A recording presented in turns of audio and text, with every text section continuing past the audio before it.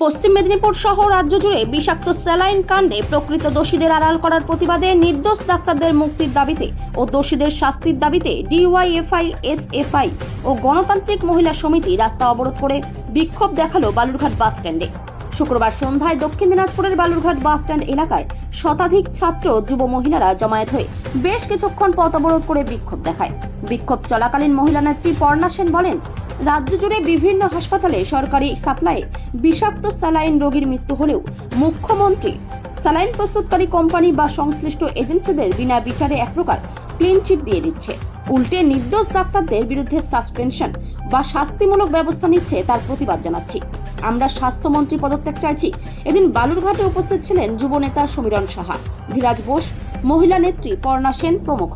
ছাত্র, যুব এবং মহিলারা মিলে এই পথ অবরোধ করেছি। তার একটাই কারণ, আজকের যে কারণ সেটা একটাই, সেটা হচ্ছে পশ্চিম মেদিনীপুরে জাল স্যালাইনের জন্য 4 জন প্রসূতি ভীষণ আশঙ্কাজনক। তার মধ্যে একজন মারা গেছে এবং 3 জনের অবস্থা ভীষণ আশঙ্কাজনক।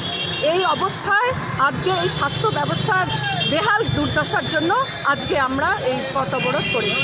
এই পথ অবরোধের মধ্যে কারা কারা অংশগ্রহণ করবে? এই পথ অবরোধের মধ্যে ছাত্র রয়েছে, যুবরা রয়েছে এবং সারা ভারত গণতান্ত্রিক মহিলা সমিতি রয়েছে। আপনার নাম আর ডেজিগনেশন?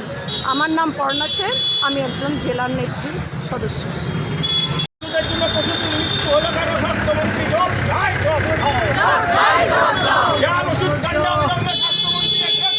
করতে হবে, জাল ওষুধ কাণ্ডে অবিলম্বে স্বাস্থ্যমন্ত্রীকে গ্রেফতার করতে হবে।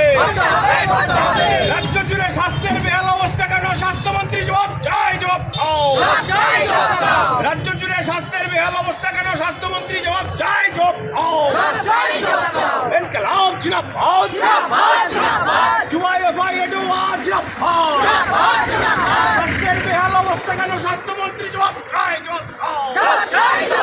জাল স্যালাইন কাণ্ডে প্রসূতির মৃত্যু হলো কার স্বার্থে? স্বাস্থ্যমন্ত্রী জবাব চাই, জবাব দাও। পশ্চিম মেদিনীপুর জেলায় জাল স্যালাইন কাণ্ডে প্রসূতির মৃত্যু হলো কার স্বার্থে? স্বাস্থ্যমন্ত্রী জবাব চাই, জবাব দাও। অবিলম্বে স্বাস্থ্যমন্ত্রীকে পদত্যাগ করতে হবে।